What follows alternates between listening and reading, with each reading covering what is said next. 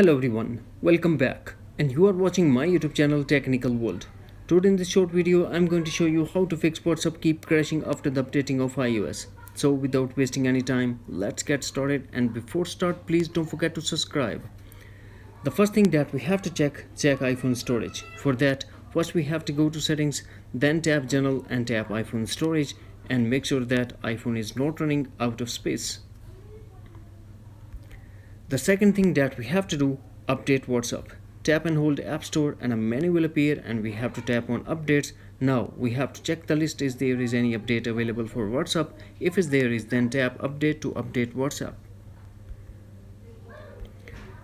Number 3. Check the latest version of iOS. Go to settings, connect to Wi-Fi, tap on general, tap software update and update your iPhone if update is available. Number 4. Force quit all the apps that are running in the background.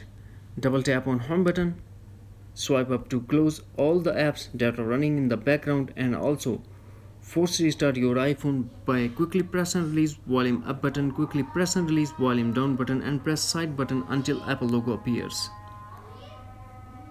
Finally, we go for solution number 5, reset network settings. First we have to go to settings, then tap general, then tap reset and tap reset network settings, put iPhone passcode and tap again reset network settings to confirm your action. That's it. Hopefully friends, you found this video helpful, so please don't forget to subscribe, like and share with your friends and family.